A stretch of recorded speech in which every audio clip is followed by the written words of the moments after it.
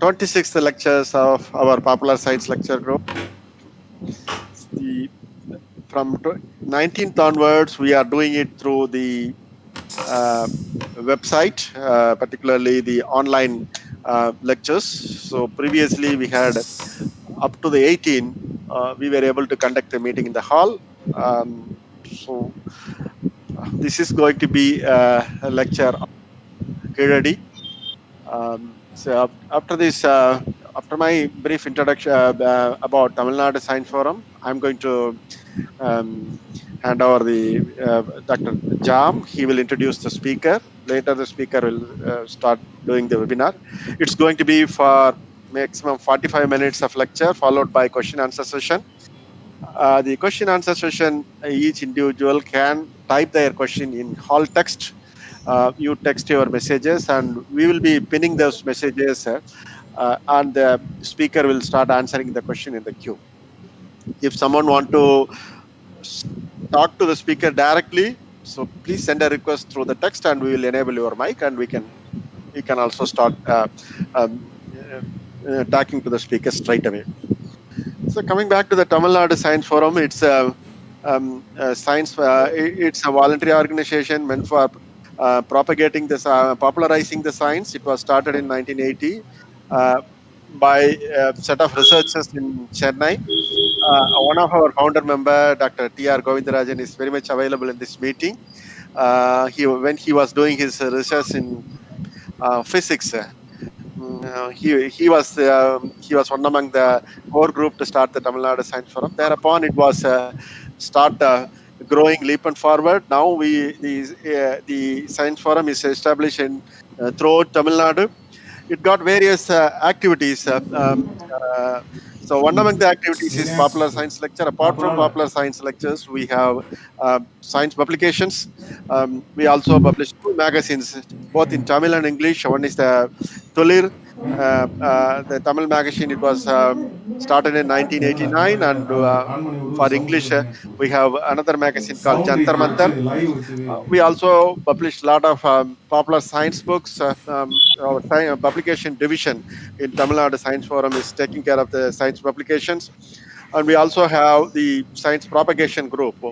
So those groups are organizing the people, explaining those some important the science events.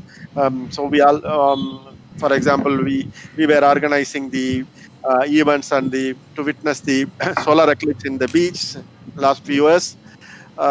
So we do the science popularizing activities. We also have a subgroup to take care of the education. So those group are doing some work on doing the how the education system is there. They are intervening in making the suggestions to the government and work on education as well. So there are a lot of various activities are there. So I appeal to all of the participants to become member of Tamil Nadu Science Forum. So whichever the activities you are interested, you can be part of it, and you can take a lead on that.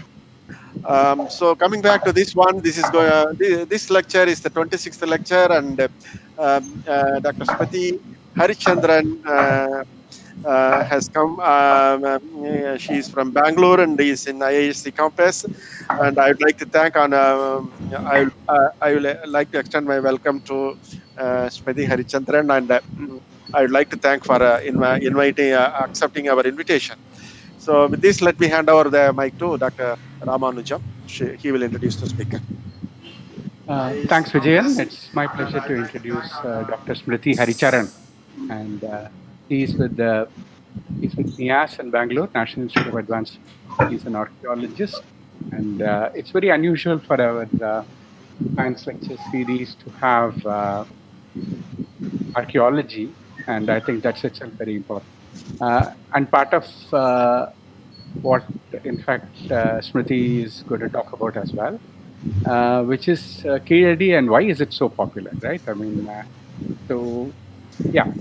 Smriti has been working on using geological methods in archaeology. He's a specialist in the Iron Age, early historic era, and her work on burials is something very important, and especially the what is called the spatio-temporal landscape burial site. And she's also trying to importantly disseminate archaeology and how perceptions of archaeology, discourse on archaeology in the country. So in that context, it's especially appropriate to have her here today, and because our visions of the past are, of course, colored by the politics of the present and what we have as our images of the future. And that's very much evident in the way uh, facts and perception on Keeladi is being discussed in Tamil Nadu.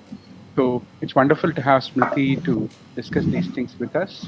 I welcome Smriti Haricharan and ask her to tell us about Keeladi herself. Over to Smriti. So thank you so much to Professor Ramanujam and to Tamil Nadu Science Forum for inviting me for giving this talk. I have to say, while we prepared for all of this, I seem to have forgotten how to screen share now. Just click the screen, share your screen. You have a screen button. That's the thing, because I can't see myself anymore. Yeah, this is just above the. Yeah, you have the left panel. It's bottom of the left panel. You have the screen button. Yeah.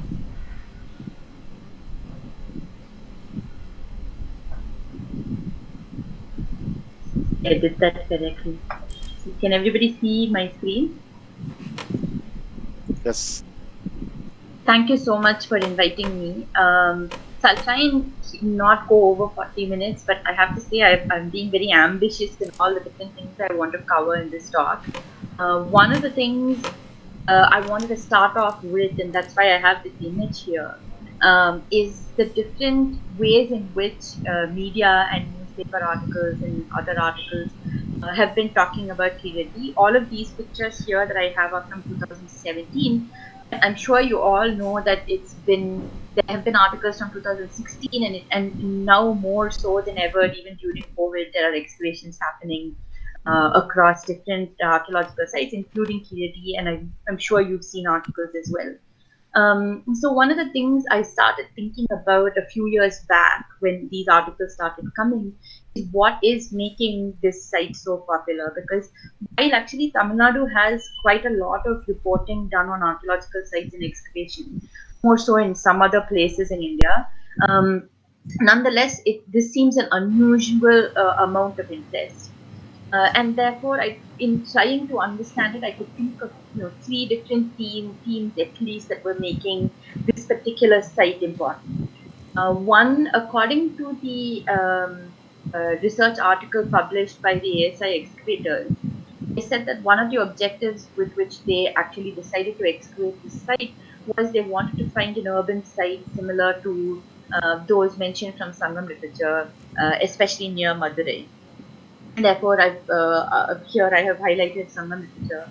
And just to kind of remind, in case you weren't aware or if you don't remember, the dating for Sangam literature is around 300 BC to 300 AD. But there's a lot of debates on this, but I have to say my talk doesn't go too much into it, and that's really not my area of specialization.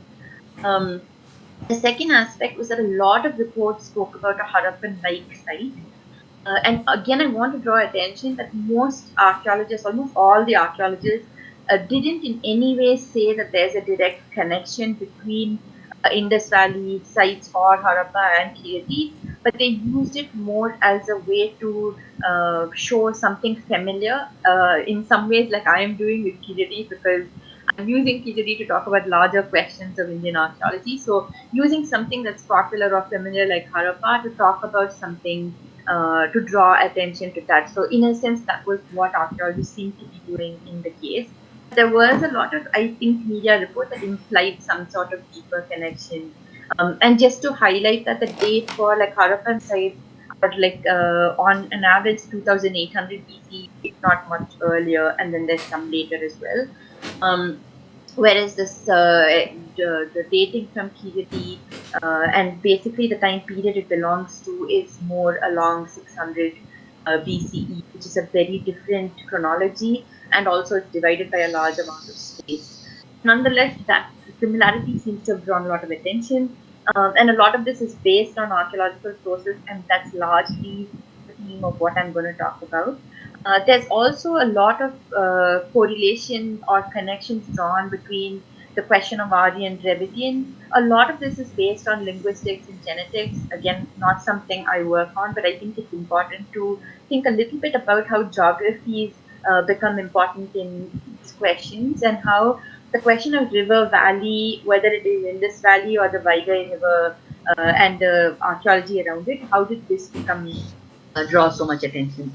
But I have to say, a lot of what I'm talking about is archaeology, the methods, how we think about it. And because of that, I thought I should give a really quick and hurried overview of some of the methods in archaeology. This is a diorama which I saw in a museum in Chicago, and I thought it's a really interesting way to talk about how, what kind of information do archaeologists get from an excavation.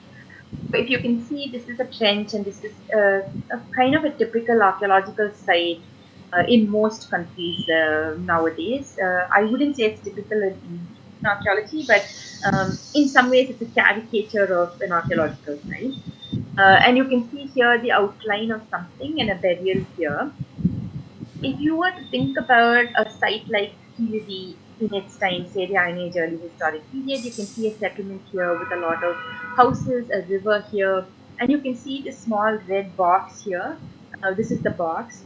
So if you think about the archaeological site, and you can see this hut here, in a sense, that's what this archaeological trench is, and this is the red square it goes, and this is the hut that is there from that previous image. Essentially, in a large village or a settlement, you're actually able to excavate, say, this is a 5 by 10 meter trench. We're able to excavate 2/3 of a house and some burial remains and some other remains from it. So we do get a very small sample size in terms of what an archaeologist works with. Um, and this later on, I'm trying to connect this again to the question of whether this means that larger excavations are important, or how does an archaeologist then decide, for example, where to dig? Like, how do we know in such a large habitation, where do we decide how to lay a trench in a particular place? And one of the things is, for example, you can do surveys. I'll talk a little bit more about surveys in a minute. But in terms of having identified a site, and within the site you want to know where to dig. For example, this is a 1 by 1 meter trench which we did in a site where I had participated in the excavation. It's a megalithic burial site. These are the stones of the burial, and the reason I laid this 1 by 1 meter trench here was that most often excavations for burial sites in India, and definitely in Tamil Nadu, the excavation happens within the burial.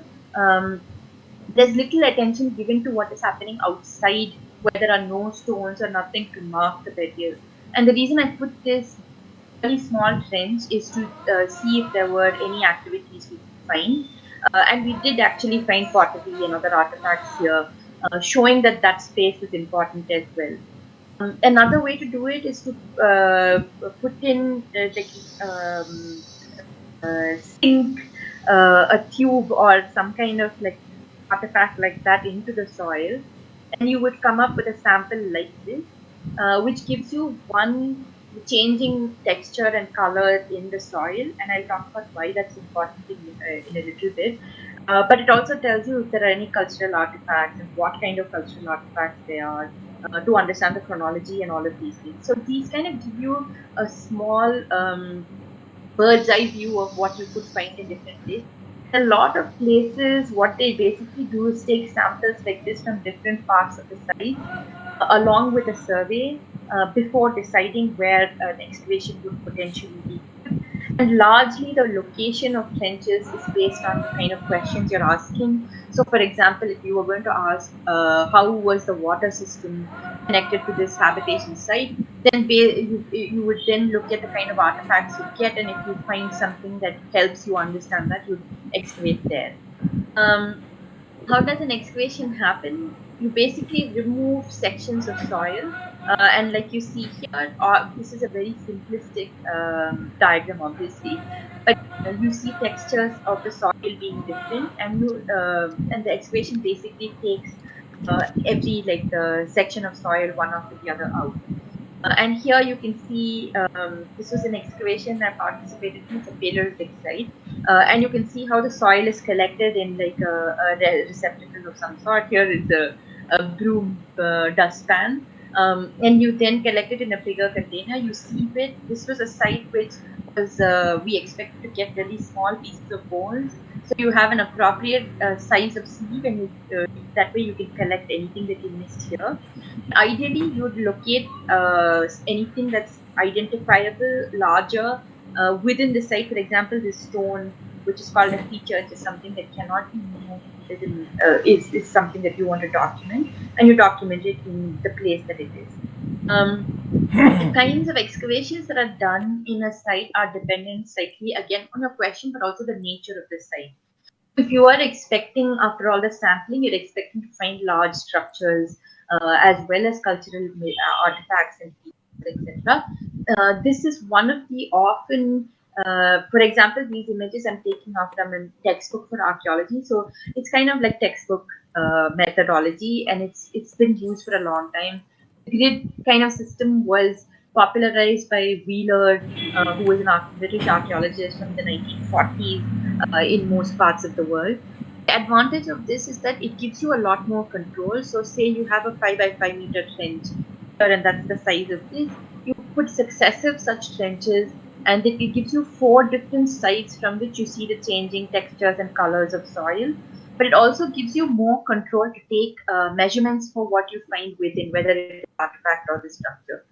And the advantage is that once you find a structure, you reach that level, this makes it easier to remove those walls and expose the complete structure so you can see how it looks.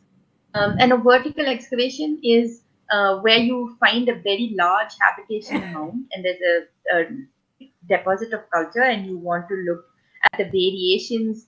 You do a vertical trench, which is smaller in size, but it goes deeper in depth. You can also do a horizontal excavation, which is largely used to expose structures where you don't expect to find too many artifacts, and the structure kind of takes importance in this case. So, I mean, there are many other ways. I'm just using these from a textbook on field archaeology. So why is the control important, and why are documenting the artifacts important? So the way you document the artifact features here, for example, is of course the bone, and these are stone artifacts. You would take measurements from 2 sites, the nearest in this case. So, for example, this is point A of this feature. To record the whole feature, you would take different points and you would record it in a graph, for example. But to document, say, a smaller artifact, you would, in both cases actually, you would take measurement from 2 sides of the wall. So in this case, it's from the west and the south. And that way you know exact location of that artifact within the trench.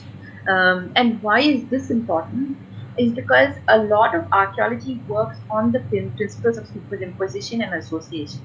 So superimposition is a little simple to think about. It's basically you have different layers of faces, which is why the texture and color of the soil become important, because it's used to understand a changing face in the cultural deposition. And the ones that are lowermost, like for example in this case, the one is seen as the oldest one, whereas the one on top is seen as the most recent. So this question of one after the other, it tells you something about the time, but it also tells you about the changes. And along with association, it tells you about the activities happening in each of these cases. So association is basically that an artifact on its own, say for example this dagger, you don't fully understand what was the dagger doing, what was its purpose, without documenting that it is along with a seated skeleton. So this tells you that it is likely to be an artifact kept in a burial. And so how we understand the artifact is connected to what we associate it with, which layer or which phase of the stratigraphy it was found in, but also the other artifacts and everything connected to it. This is called context in archaeology. Then how we think about this is that, like I said earlier, within phases you have different artifacts and they're all associated with each other. So for example, this stone artifact which comes in the previous phase is not in this, it's not associated with the pot, but it belongs to a different phase. If you looked at these two together, you wouldn't clearly understand the meaning of each of these objects or their relationship with each other, because they're not used at the same time or don't belong to the same association. And the use of the association is that we bring together these meanings of different things to understand space. For example, what was a space used for, like cooking or butchery, any of these things, to understand the spaces and their connections with each other. And then to take this a little broader, along with, say, chronometric dates, which would be OSL or TL or AMS, that gives you a more exact date of it, while stratigraphy gives you a much more relative date, like association. This gives you a much more exact date. So taking that along with these different artifacts together, you can try and understand communities, the socio-economic politics, what were their relationship with each other, and all of these things. So this is a really hurried and quick explanation. I'm happy to answer any questions later. The artifacts that now you have a lot of in situ analysis done on sites of, say, XRF portable machines, which can do some of the analysis at the site. But in general, we document these locations like I had explained earlier, and you take it to a lab and you study it in the lab. And then the reason you document it and you label it is that it's easy, especially when you get a large amount of artifacts, like for example at Keeladi, it's easy to get it confused, lost. And like I said, if we lose these measurements for the artifact, then a way of understanding what it was. And it just remains something like a dagger, and it doesn't give us more information about the past. So now, actually coming to Keeladi, I'm sure everybody knows it's really close to me. It's about half an hour travel time from Madurai. The archaeologists have said it's about 110 acres, so it's quite a large archaeological site. To give you like a snapshot of all that has happened from 2013-14 onwards, a team of archaeologists from the Archaeological Survey of India went through 400 villages in Dindigul, Ramanathapuram, Shivaganga, and Teni districts, and they located 293 sites. What they did was basically a village-to-village survey, where you go from one village to the other. You would basically ask people in these villages if they have come across any archaeology. You'd use a car to go from one village to the other. So it's not a systematic survey, but it's like a reconnaissance survey to identify sites, basically. Having identified these sites in 2014-15, they decided to excavate in Keeladi, and I told you the reasons earlier in the beginning. And they excavated 42 trenches, which are, as I showed you in the grid pattern. Each of these trenches was about 10 by 10 meters in size. In 2015-16, they dug another 58 trenches. This was around the time when, after this season, was when we started getting information on how this was like a Harappan-like site, and this was a large site that was being excavated.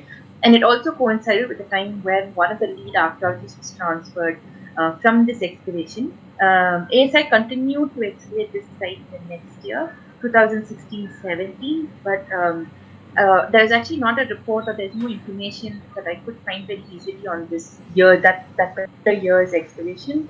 But it so happened that one of the postdoctoral fellows at NIAS had participated, and this is information from him. In the following year, the ASI handed over the excavation to the State Department of Archaeology. So 2017-18, 11 trenches were excavated. 18-19, I visited the site, so I know around over 20 trenches were excavated. In 2018, there was an article in a research journal that came out. It's an open source journal, so you can access it if you want. It's found online.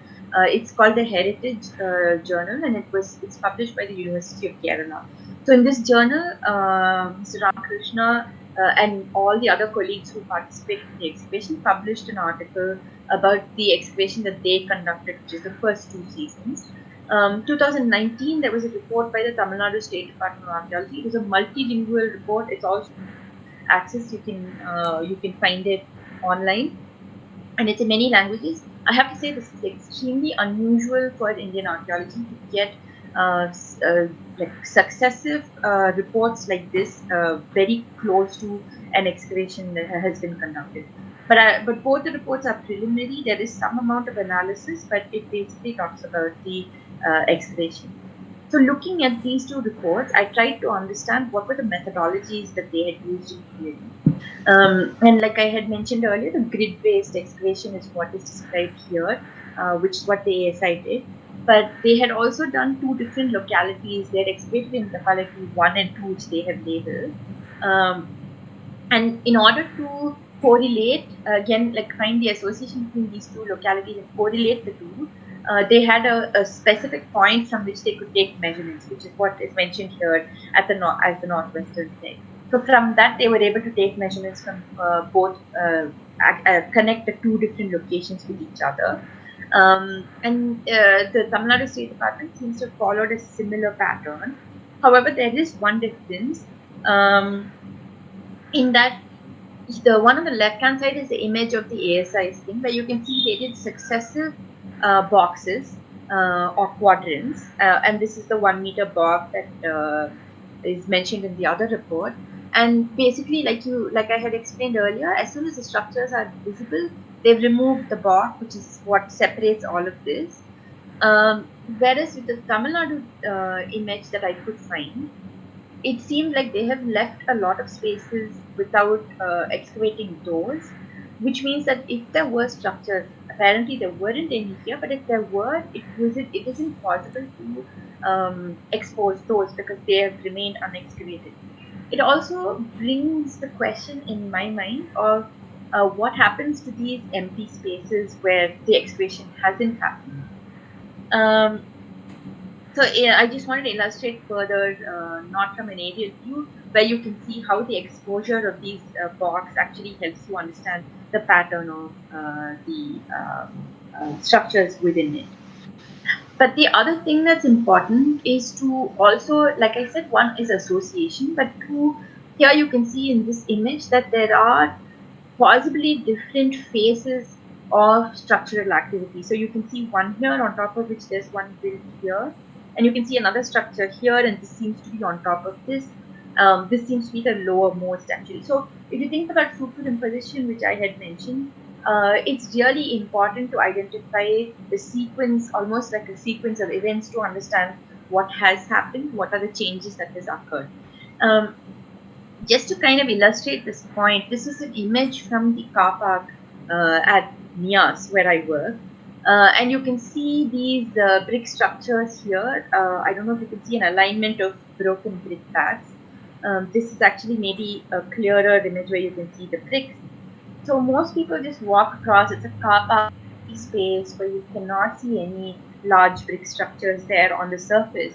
But if you look clearly, there's an alignment of two walls that are parallel to each other. I mean, I shouldn't say walls, but two lines of bricks on the ground which are parallel to each other.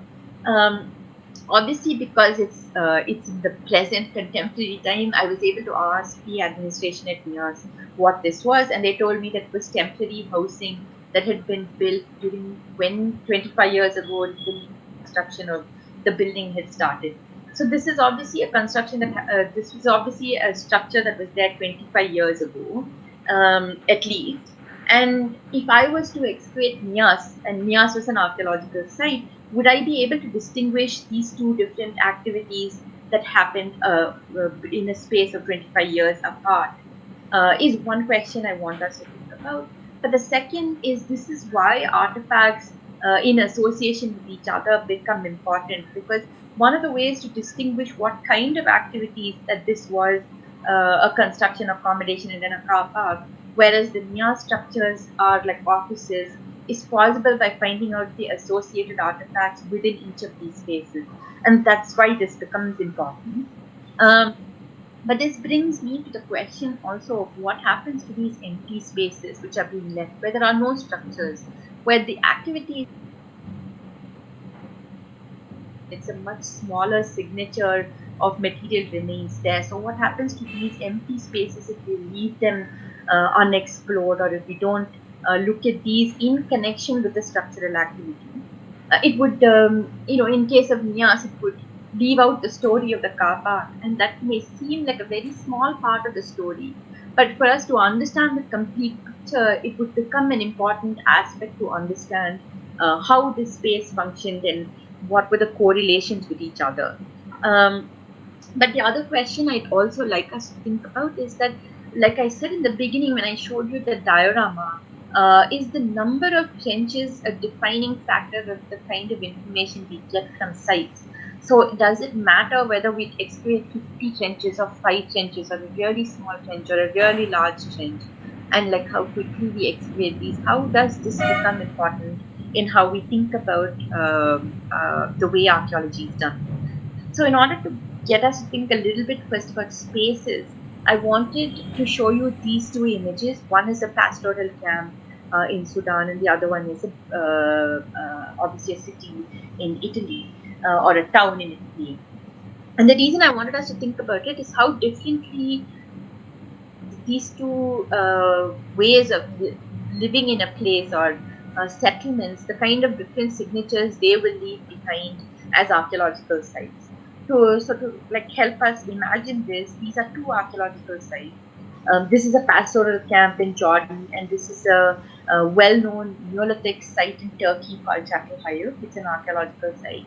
And you can see here the brick structures here. This is an extremely popular, celebrated archaeological site, which is, and you can see evidence of it from all the photography that's happening of the site. Whereas this is really not that well known, an archaeological site that is well known. And I wanted to talk about how the kind of material remains at the site also draws attention to the site very differently. But also, the second point is that as archaeologists, is it easier for us to identify these brick structures as opposed to something like a pastoral camp, which leaves behind small ephemeral remains? The fact that this is in an unoccupied desert makes maybe the preservation actually better, whereas if it was in a town or even a village, the signs left behind by such a camp would be so negligible that you have to look really hard to find it, and you have to do really meticulous excavation to actually find it. But the story also is unfinished if we leave out one whole section of a social structure, or we leave out the information. We don't find out the relationship between the two, because even if we think from today's context, like villages, towns, cities, all of these are connected in different ways. Not just in terms of people moving between them, but information, artifacts, products, technology, so ideas. It's all of these movements which become interesting for us to understand a much larger holistic picture. And in looking at only the obvious, are we missing out on a lot of the other important information? That's one of the things I wanted us to think of. The second thing I wanted us to wanted to kind of talk a little bit about is what is the archaeology telling us in Keeladi. Largely, I'm basing a lot of this on the reports that have been published. They draw attention to agriculture being the prime occupation, along with iron industry, carpentry, pottery making, and weaving. At the same time, this goes back a little bit to my previous point. They found 53% of the bones that have been found here are from ox, cow, buffalo, and goat, and this is from their report, which kind of is significant in terms of the pastoral possibility of a pastoral economy, pastoral occupation, pastoral type of livelihood that was there, which doesn't see, again, drawing attention, going back to my previous point. It also talks about how there are no terracotta objects of worship, which going back to the reliance on Sangam literature that was there, and how Sangam literature does mention different deities and gods. I'm not sure how to understand this aspect. The other thing I'd like to draw attention to is this dyeing industry. Spindle whorls are basically used in textile production, textile making, weaving basically, and dyeing industry. I want to talk about that a little bit further, and I'll draw some highlights to that. But then going back to the pastoral and the brick structure, it also makes me wonder whether the way we imagine a place like Keeladi, which has later been reported as an industrial site, but it seems to be that we imagine it somewhat like some of the images that have been put forth for, say, Mohenjo-daro and Harappa. And it's almost, I wonder if this is a cyclic reaction of something that has been started in a way to explain something to people, saying this site is like a Harappan site, but has then taken over the way we completely imagine the site, and we imagine it only as that now and nothing else. At the same time, you have habitation that could well have been something like this. These could have been the way it looked actually, but we're not imagining it as these, but rather as this. And so, why does bricks or a city become so important to how we imagine our past? And why is it that we don't want to imagine it as mud bricks or mud huts with thatched roofs? Um, I'll come back to that question in a minute. But going back to this whole question of does 50 trenches or 5 trenches make a difference, I just looked at it, like explored a little bit in terms of the kind of information we have to understand the archaeology of different sites in Tamil Nadu. So one of the things I have to mention here is that archaeology, excavation in archaeology by nature is a more destructive form of collecting information, because once you take something from its original context, it's not possible to put it back in. And so any information that we leave out in collecting those artifacts or that structure is information that we're not going to get back again. And to illustrate this point, and especially in a site where you're getting numerous artifacts, this becomes a really important aspect to think about. If you think about it as just the fact that we want to expose a large amount of this site, then it doesn't seem like a long time. I have to say my mathematics isn't very good. My rough calculations based on the space that they have excavated and how long it would take makes me think it may be around 40-45 years, which seems a long time for an excavation to happen, and it doesn't seem like such a big hurry. But nonetheless, I think two factors to keep in mind is one, that excavations are slow and meticulous by nature because of the worry that we lose out on information. But the second is that the assumption is that in future you find better technology to do better recording and to better sampling and better analysis and all of these things, and therefore it's it's useful to think about future archaeologists and preserve parts of the site definitely for them to be able to do for themselves, and not just think about excavating the whole site. And to illustrate this point, I draw attention to the question of the dyeing industry at Keeladi, where the reason this was one of the ideas why this started was that in 1960s there was this excavation done in Urayur, which is near Trichy, and you can see the similarity between these two structures. And this structure was identified as a dyeing vat. And therefore, finding similar structures, and if you remember the aerial photograph I showed, actually numerous such structures, the obvious inference is that this may be a dyeing vat as well. I mean, I haven't actually gone into details of why this was identified as a dyeing vat in the first place, but just based on the fact that using this is being identified as a dyeing vat, I wanted to explore what is the size and how similar are they in size. And I actually found it very difficult to get any of this information, largely because Urayur there's a very small report available for report in the Indian Archaeological Report, which just doesn't give even the amount of information that was there. And you can see that the two are not the same size. I couldn't find the brick structure sizes for this. I could also not find what were the direct artifacts associated with these two structures in order to better understand what was the function, what were their similarities, what were their differences. So the lack of all of this information is actually problematic in for future understandings of these excavations and what was found in it as well. And just to highlight the fact that the survey is really important also because the excavation is both expensive, time consuming, and and is destructive is this particular study that was done actually looking at previous excavations from Indus Valley. This is the study area that they took, and this is by a team from Cambridge, and this is an article that's been published. It's also available on. And basically, one of the things that they talk about is that they collate data from surveys done in the past. And this is the collation that they have done. These are different teams that have surveyed these areas, and that's the density of sites that they have recorded, along with details about the site. And so they propose that one of the ways we can understand, for example, urbanization, deurbanization, which is what their paper is about, that settlement densities can help us understand this, as well as how previous archaeological reports and surveys are very important, and collating it becomes important, and that we really need much more large-scale surveys to understand the dynamics of social complexity.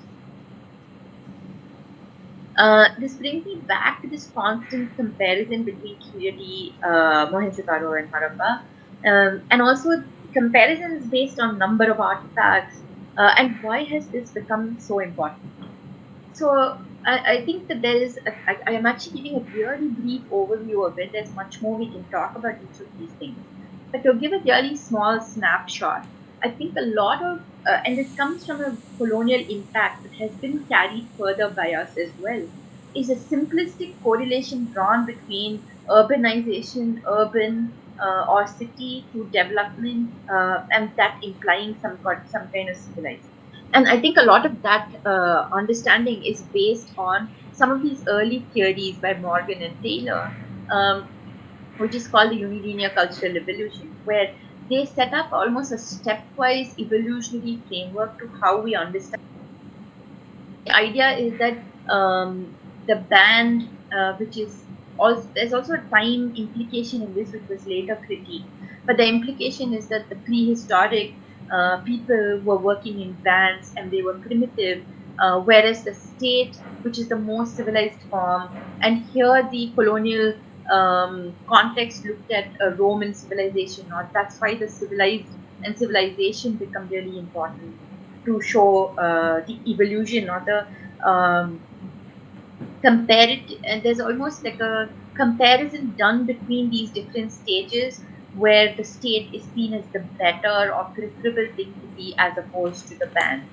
And this used archaeological and anthropological data, and this was and I feel like a lot of this continues to be affecting the way we think about things. And the coexistence of, say, people living in bands along with the city has in later times.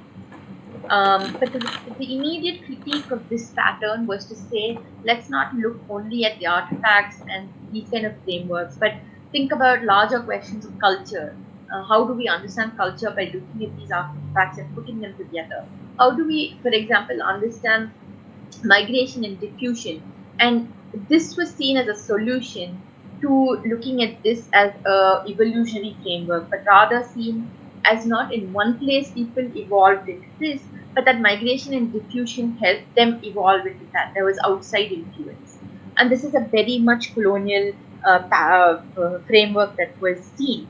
And this led to a very cultural, historic understanding where the culture becomes a very important aspect to understanding the history. And chronology or dating of the site and where they are located is used to understand migration and diffusion, along with obviously artifacts found in these sites. However, this is from the 1940s, and since then there has been a lot of critique of this. And the critique of it is basically that we break these down into very simple binaries of, for example, the cities seen as urban or civilized and more evolved, as opposed to the kin-based systems, which are more tribal and primitive and therefore less progressive.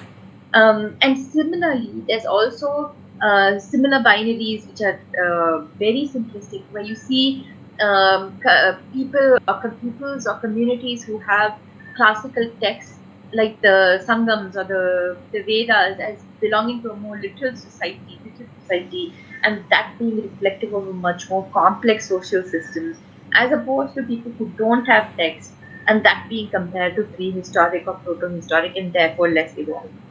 Um, and I think we need to challenge some of these overly simplistic binaries and see that there was a much more layered, nuanced, and complex ways in which we can understand the past.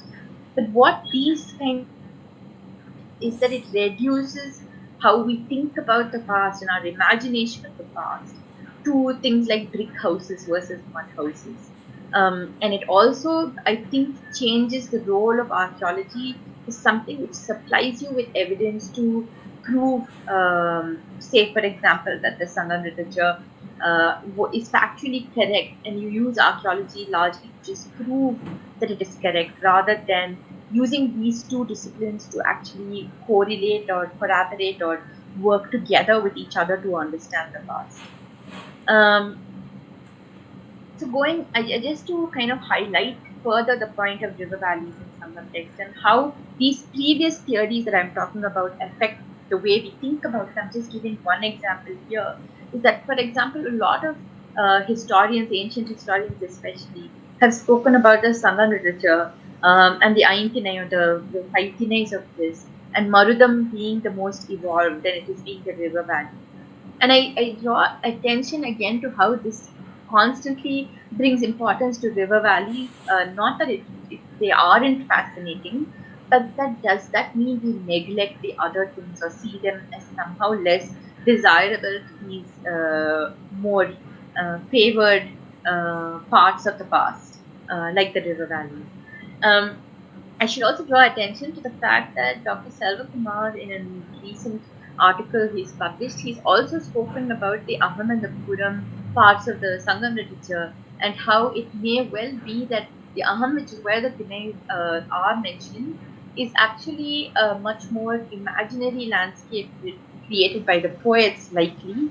And maybe we need to concentrate more on the Puram. And this is something to think about for sure. This is again not to say that everything or anything in the Sangam literature is purely imagination, but to say that because it's a poet and it is an art, a form of art, we need to think about these artistic licenses that poets have in how they talk about even the present time.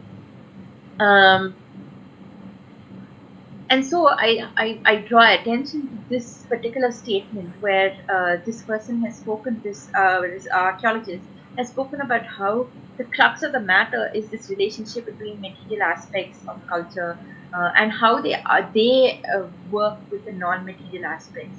And how can archaeology be used on its own to understand the past? So then I go back to the framework I started off with at the beginning of Keeladi and why it is important.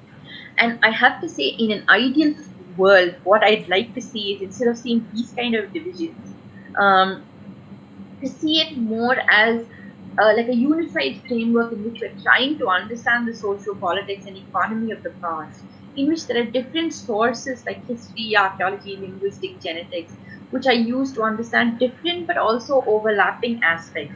For example, occupational, whether there is hereditary occupation practices, which is mentioned in Sangam literature, you can use archaeology and material remains from the past to understand craft specialization or whether there was like evidence of this or hierarchies from archaeological material remains. You can use genetics to understand, for example, populations, maybe health, what they were eating, and similarly use material remains to correlate and understand that further. In order to highlight this, I wanted to talk about my own like research area, which is the Iron Age early historic period, to give an example of what would be interesting ways in which we think about using sites like Keeladi to understand the past. So, for example, some of the ideas or dates of ways in which we understand the Iron Age early historic in Tamil Nadu and even South India is that it belongs to around 1400 BC. It overlaps with the Neolithic, at least the Iron Age. Mortuary practices, which is the megalithic burials of this period, belong to 1500 and they continue to 300 CE. You see pre-Iron Age megaliths in the Vindhyas from 1500 BCE and the Iron Age megaliths from around 800 CE. To kind of simplify this a little bit more, how do we understand the relationship between Iron Age and early historic? What do they mean? So some of the narratives or archaeological sites from before have given these frameworks that Iron Age is connected to iron production. It has black and red ware pottery and megalithic burials, whereas early historic you see much more habitation. The black and red ware continues, megalithic burials continue. I mean, in some ways, I almost question, at least in the context of Tamil Nadu, whether this is what are the actual differences between the two, and whether there is a significant chronological difference between the two. So these are some of the dates that I was able to find. And one of the things I noticed is that when we're trying to understand the Iron Age early historic of South India, you see that these dates, which I have made lighter here, are actually belonging to the Karnataka and Andhra Pradesh, and those are the earlier dates. Whereas the ones you find from Tamil Nadu are actually from around 600 BC. And therefore, I think we need to start looking at different regions and different things happening in them, and whether kind of mixing it all together is actually confusing us further in how we understand them. And this particular thing I put together was like all the places in which there have been dating done from either OSL carbon dating, AMS, TL, different dates that have been got from dates such as these, and they're not relative dates. And looking at them as whether you see early historic and Iron Age as being significantly different in terms of the kind of pottery you find or the dates you find. And the red ones are basically sites where you find habitation and burial. The ones which are blue are the ones which are fort sites where you find forts. And the ones which are lighter in color now are all the megaliths, and these are all the habitation sites. And one of the things that seems kind of obvious to me is that there have been more dating done for habitation sites than megalithic sites. And I think that it's interesting because I think there have been more excavations done for megalithic sites. So just in terms of the data, there's clearly a problem in which, in being able to compare these two, and it's always divided.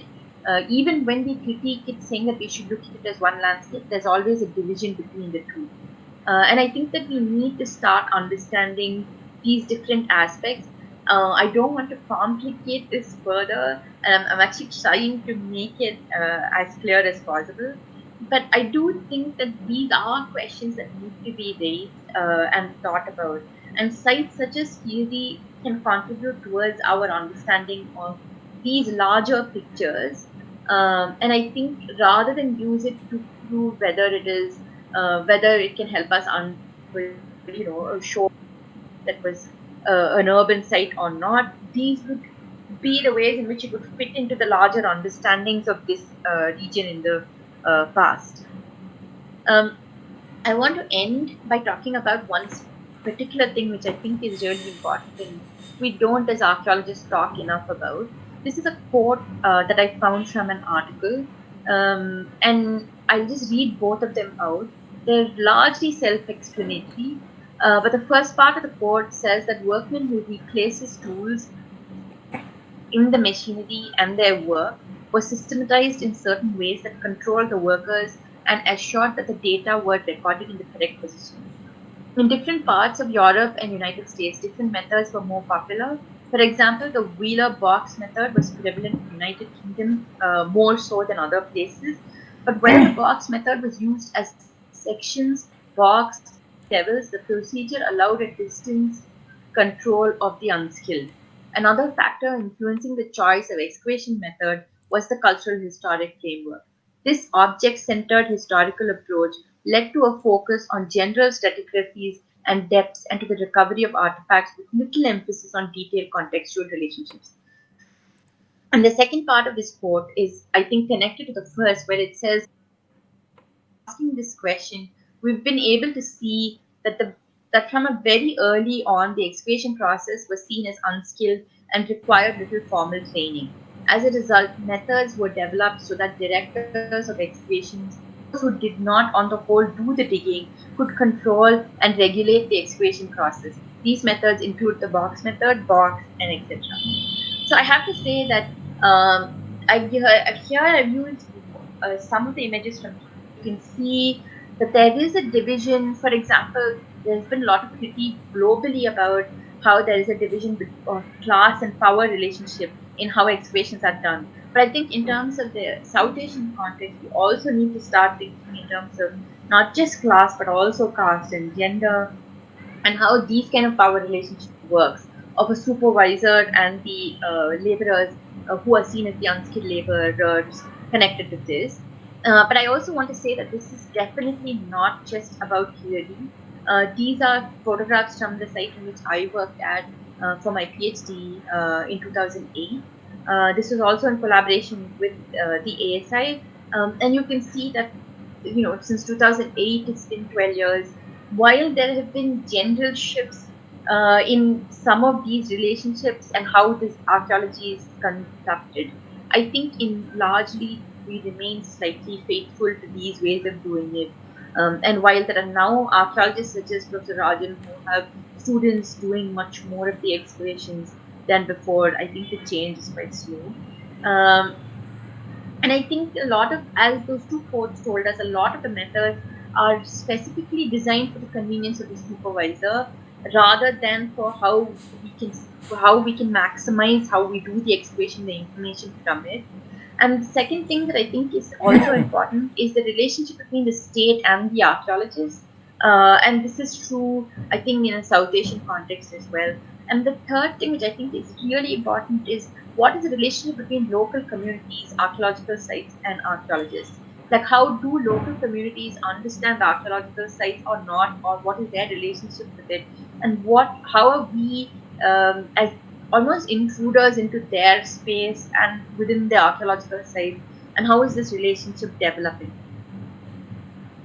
So I want to end on a really positive, promising note. I do think these are photographs from my own visit to Keeladi. It so happened to coincide with the day when a politician was visiting Keeladi, and you can see the huge number of people at the site, as well as media who had come to the site.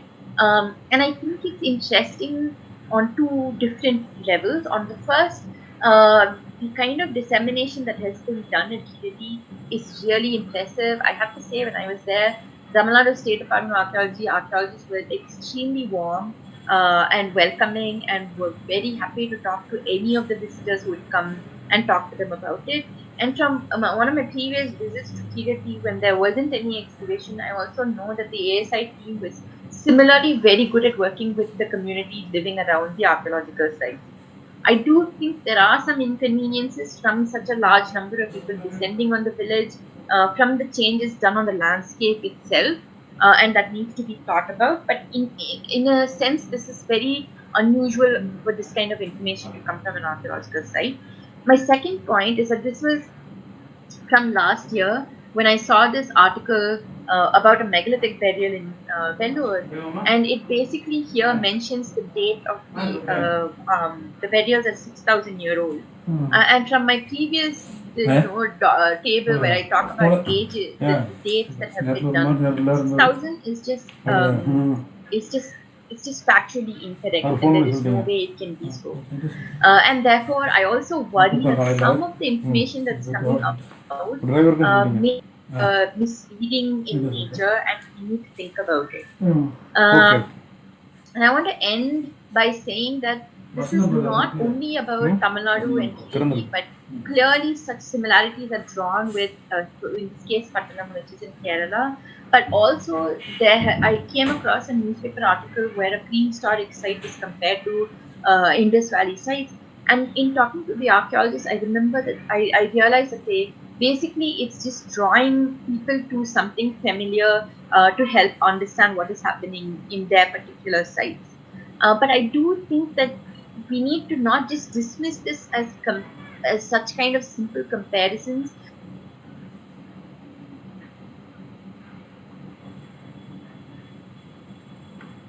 To all of them and what we're losing in that process. This is the bibliography that I have used. I can give you more of the references if you want. And thank you so much for allowing me to talk, and hopefully I've not been too long. Thank you.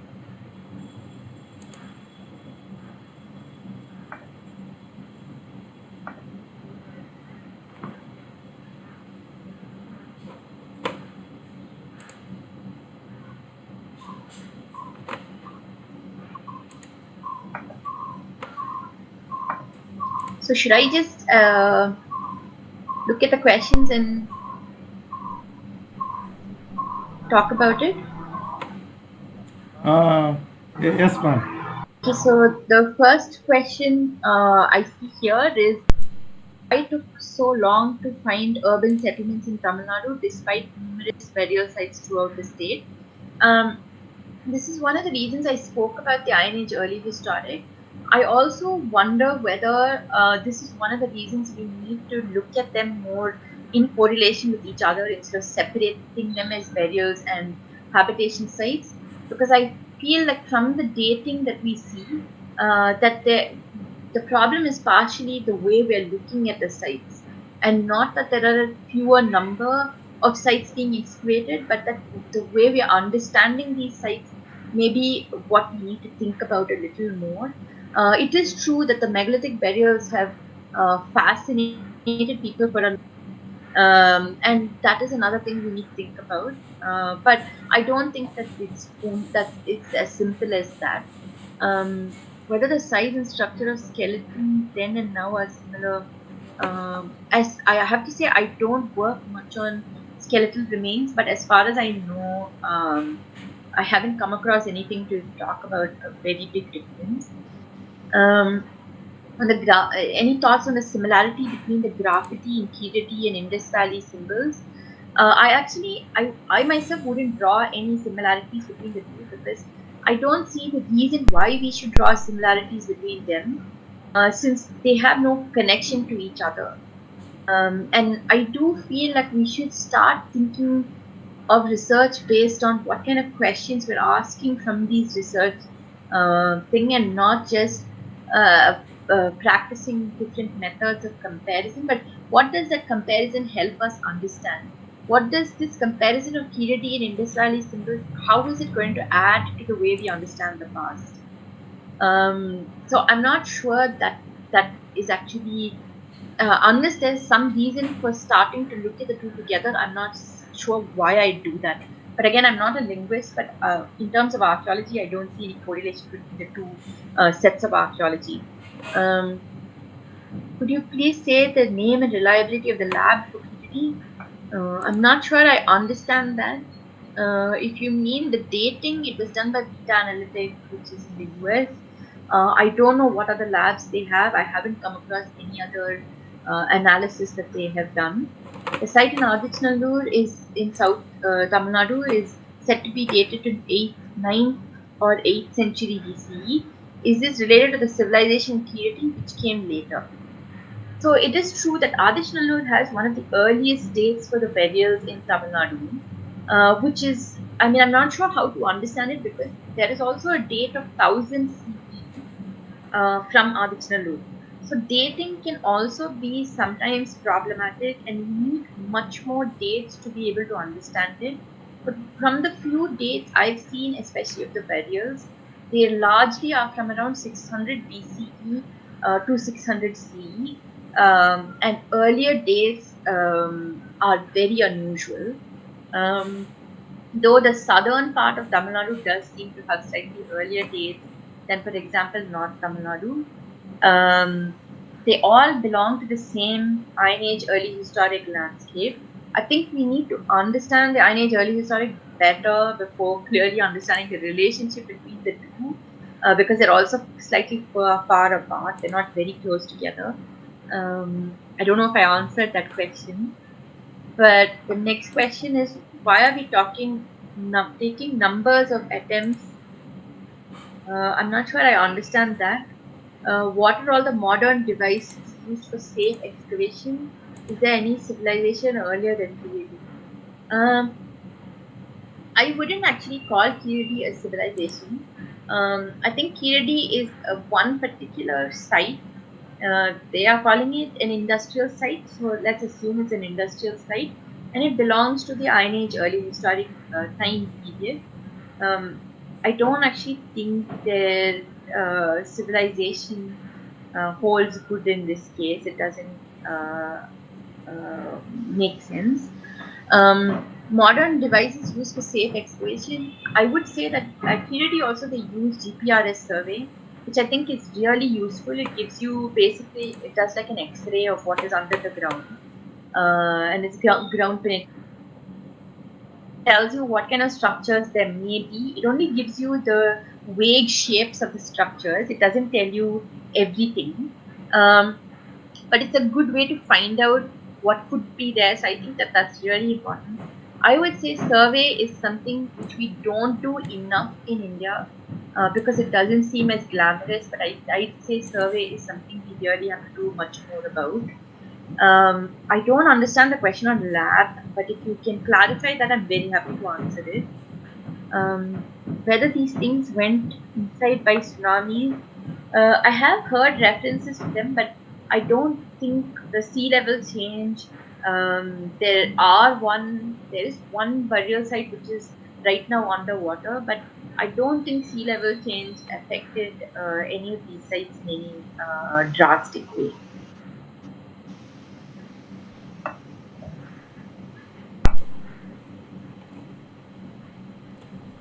Can't find any other questions. Ma'am, can you please go up? The latest questions are pinned on top. Okay.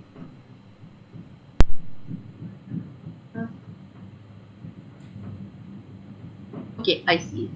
Have any books been published regarding the Keeladi excavation in English and Tamil? Yes, there have been. There has been the Tamil Nadu State Department of Archaeology report. It's there in both English, Tamil, and in other languages. Other than that, there's also a book called Historical Geography of Vaigai River Valley by Dr. Rajan and Dr. Balamurugan. Those are good books to look at. There's actually a lot of like books if you want to read the broader perspective of archaeology in Tamil Nadu. What resulted in the decline of Keeladi civilization? Again, I wouldn't call it a civilization. Neither would I say decline. I think there's though an important point that you raised because I think one of the things we don't look at enough is the medieval period. A lot of times we're in such a so interested in the early historic period that we, like I had mentioned in my talk earlier, superimposition. The more recent periods are above the earlier periods. Because we have to go through the medieval to reach the early historic, a lot of excavations study the process even more in the medieval periods. And we rely a lot on temples and inscriptions for understanding the medieval in Tamil Nadu. So I do think much more excavations for medieval would be useful in understanding that. I wouldn't call this a decline of Keeladi civilization, but I would say we need to understand the medieval to understand the early historic better. I think that's something we need to do. What is the scope of archaeology for students who would like to take up their career? If you're asking about where do you study archaeology, there are very few places in India actually. There is the Madras University has a Department of Archaeology. Shiv Nadar University has some undergraduate courses in archaeology. There's MS Baroda Deccan College. There's also Sharma Heritage Center in Chennai. I don't think they do any archaeology courses. So they don't do degrees, but they do popular questions of archaeology. In terms of job opportunities, you can either try to do research and join departments, and mostly there's almost no archaeology department. They're all ancient history and archaeology. So sometimes you have one archaeologist in a history department, or a few in an ancient history and archaeology department. So that's one thing you can do. The other option is to join government organizations like the Archaeological Survey of India, State Department of Archaeology. For all of these, actually, you have to wait for like the advertisements to be able to apply, and there's not that many the scope is kind of limited. First, what did the archaeologists find or approach Keeladi? Are they approached by means of text literature, or was it found accidentally? So, whatever I know from talking to different archaeologists and reading about Keeladi, I think it was slightly accidental in terms of the discovery.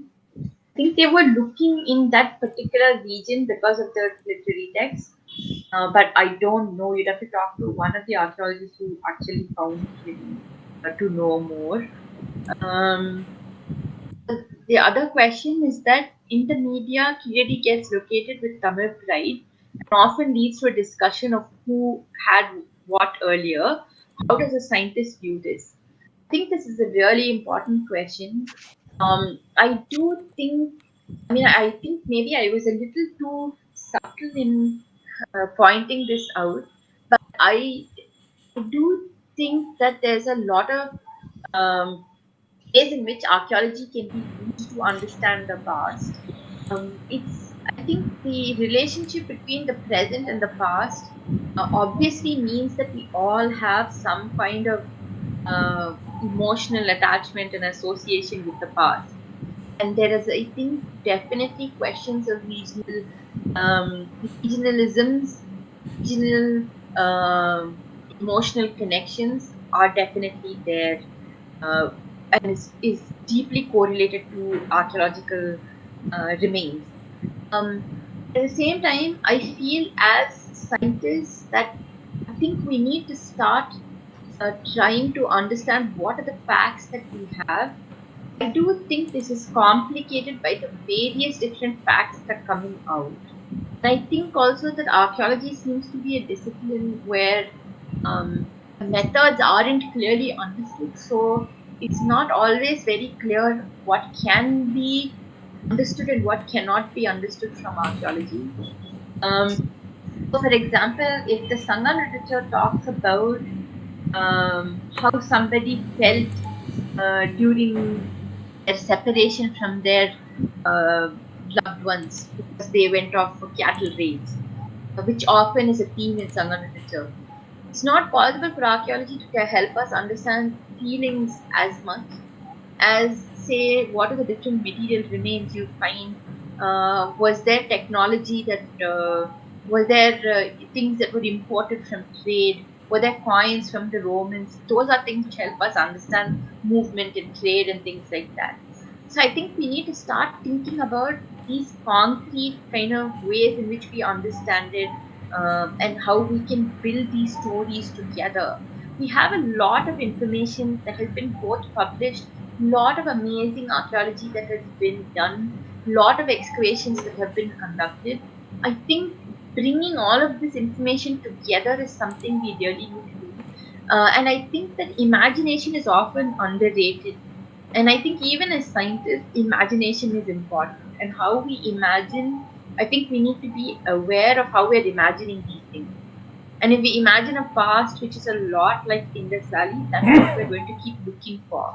And I think we need to start imagining something different, like starting to think about a past which can have much more plurality.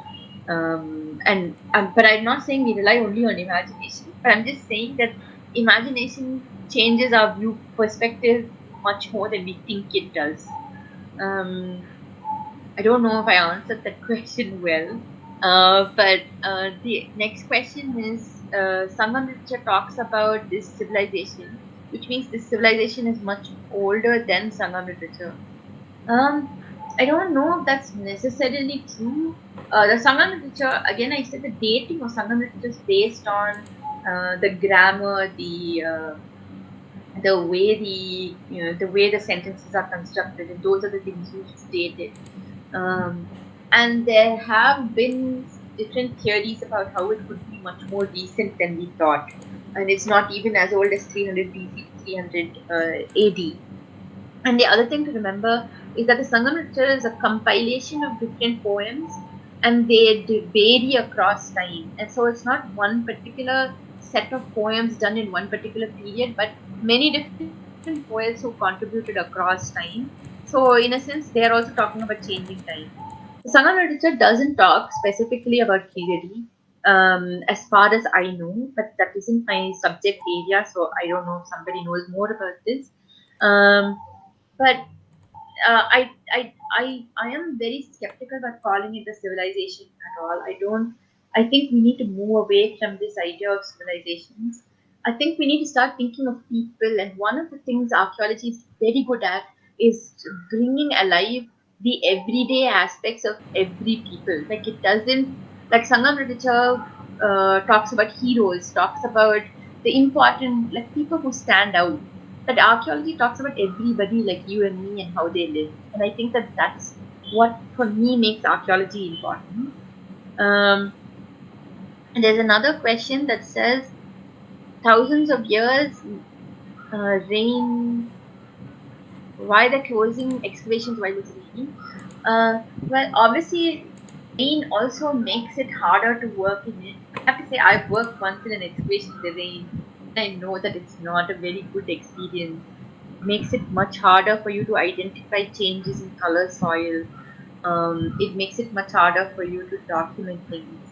Like the place where I did an excavation in the rain was England, but it rains all the time in England, and that's why I think they continue to excavate in the rain. But for us, we have very specific seasons when there is no rain. It's a good time to excavate. A lot of archaeologists excavate from like January, February, March because neither is it too hot nor is it very wet, and it's a good time to excavate then actually. Question from PK Rajan. Don't you think along with some Tamil pride, some denial of it that the Tamils also works on? I'm not sure I fully understand that question.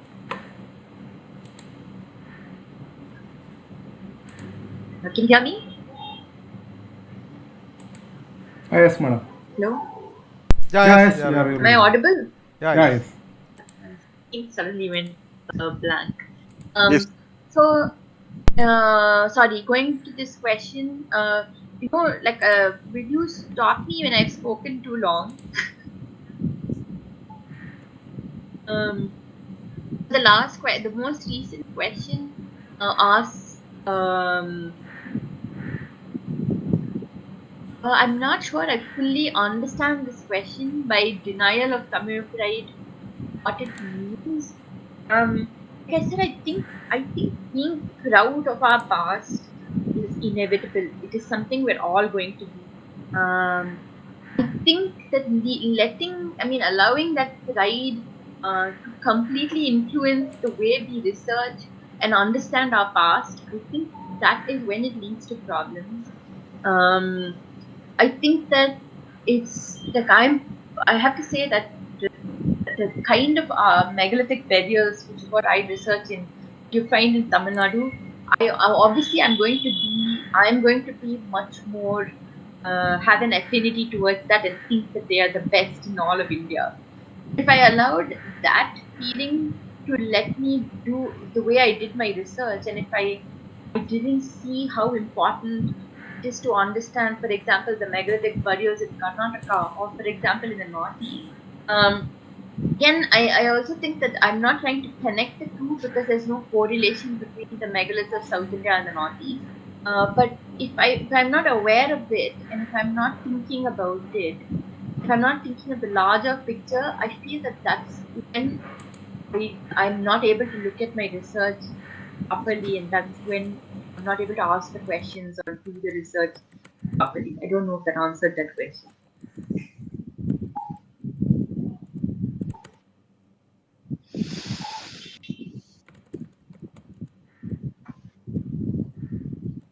Did I miss any of it?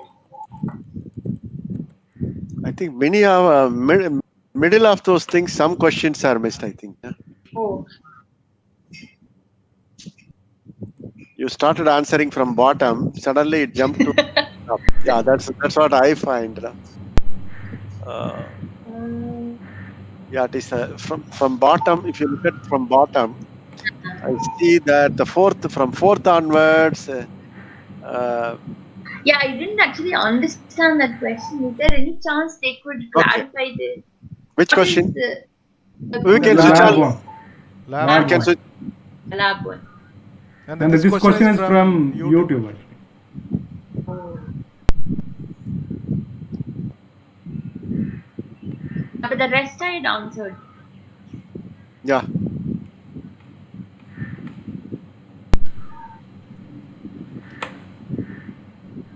What's the result and decline to Keeladi civilization? Can I just answer this question also? Now, what resulted in decline of the Keeladi civilization? That question you have not answered, I think. I answered it, but the thing is that I don't think that's what I said is that I and I think this other question also is connected to that. How do we differentiate civilization and a site found near a river? I think civilization is the term used by the colonial archaeological context to talk about places like Mesopotamia, Egyptian civilization, or Indus Valley civilization. And it's a slightly antiquated term. It's no longer used. The idea was that this civilization denotes people working together in some ways that they. So if I can explain this better, if you have just a site like Keeladi, you don't know what kind of uh, administrative boundaries they had or what kind of socio-politics they had. Did they have any administrative boundary at all? We're only finding one side. In order to be able to understand how this fits into the larger landscape, then we start trying to understand how the ones nearer are similar, where are the differences, and thereby building this idea of that these are a discrete group of people. There may be differences in terms of, say, their occupation, which helps us understand, for example, what kind of crafts they practice and therefore craft specialization, hierarchies within them, structures of like different kind of socio-economic changes, all of these things.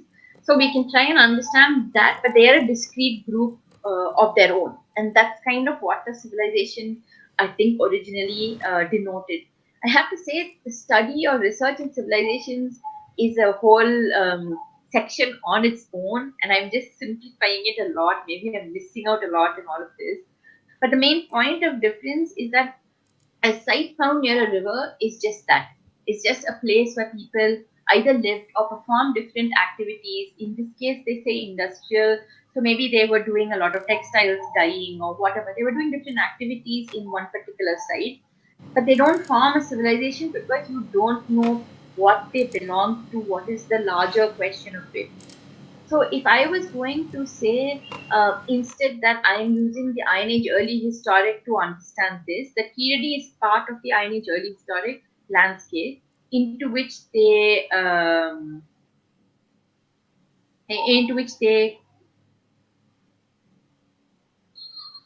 can you hear me? Yes, madam. Yeah, we are here. Yes.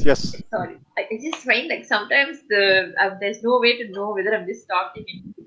I'm so sorry. No problem. So in a sense that is the major difference between the two, is that the site cannot be a civilization. In the past, it was seen as a part of a civilization. So, for example, Mesopotamia is seen as a part of the larger civilization, or in Egypt, Alexandria is seen as a part of the Egyptian civilization. It doesn't become the civilization on its own. We moved away from this idea of civilization because I think we're more interested in understanding. For example, if one of the assumptions is that the Iron Age early historic period, due to the Sangha literature sources, indicates that there's a lot of chiefdoms or chiefs and clans, then the idea would be to understand how do we understand a clan in that case. For this book that I had mentioned, The Historical Geography of Vaigai River Valley, both in that and Professor Y. Subrailu's work, they use a lot of literary sources. Starting from in this book, they look at the early historic period, and Professor Y. Subrailu has looked at medieval period, where they use literary sources to understand administrative boundaries. So where was a district? So, for example, in the site where I do my fieldwork, which is near Tiruporur, that was referred to in inscriptions as armor totem from the medieval period.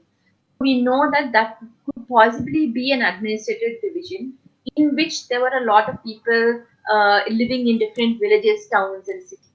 I think part of the thing we need to do now is to understand that ways in which different things were working, different administrations come together to form some kind of political cohesive unit.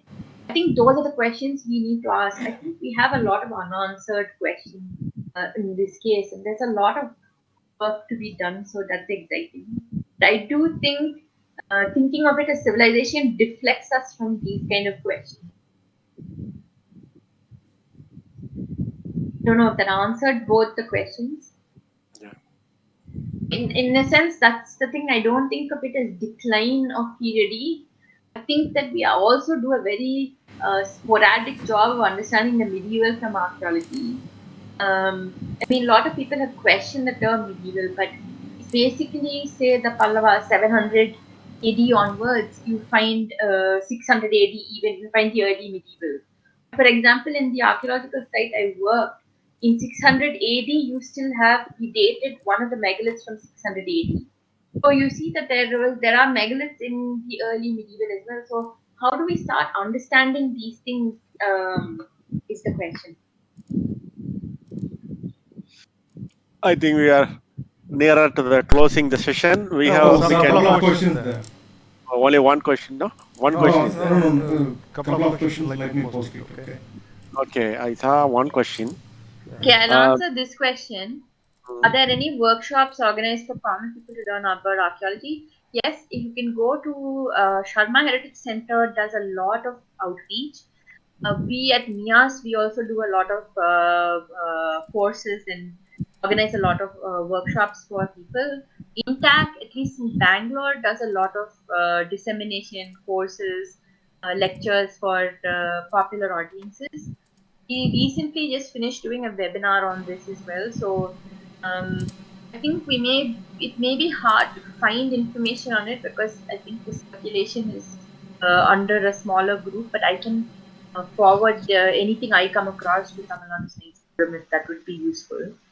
The next question is that was there any sea trade between these sites? Any signs of it? Yes, there is evidence of trade, which is why in my thing I had shown two sites which are port sites which have been dated. One is actually from 800 BCE and the other one is much more recent, 200 CE. There was trade. In fact, there has been, you might have all heard of Arikamedu, which is a site near Pondicherry where there is evidence of Roman trade. There have been a lot of, I think, debates on how exactly, what was the impact of this kind of trade on the people there.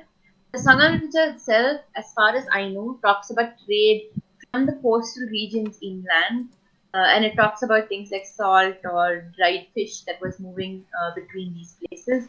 We do have evidence of trade both inland as well as on the coast. What could be their religious practices given the lack of idols? I actually am not sure there's a lack of idols. My question is, how do we identify these idols? We know that they found terracotta figurines, but they say that none of these terracotta figurines were idols. But my question is, will we be able to identify it? And again, I asked you to think about how we imagine things, and I think how we imagine it becomes important, because if we imagine an idol to look like what we see today, likely it's not going to be the same. So I actually am not sure that we've done enough to show that there aren't a lack of idols really.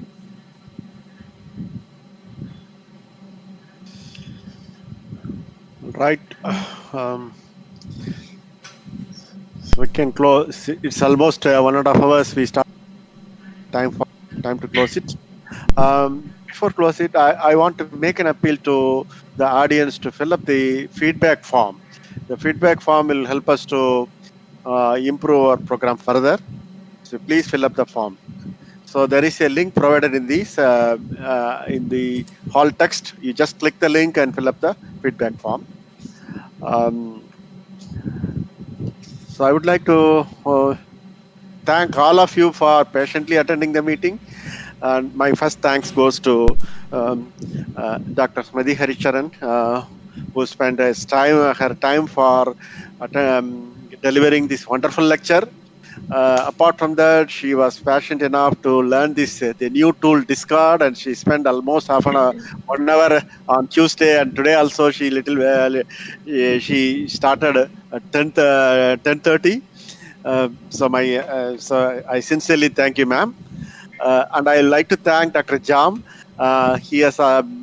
He not only introduced the speaker, he also responsible for bringing the speaker, and he was telling us that there is a good speaker in Bangalore, and he wants to bring that.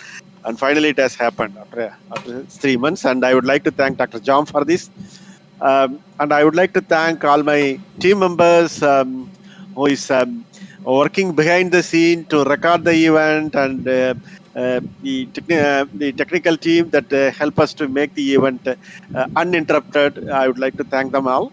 And I also like to thank the audience for this. So with this few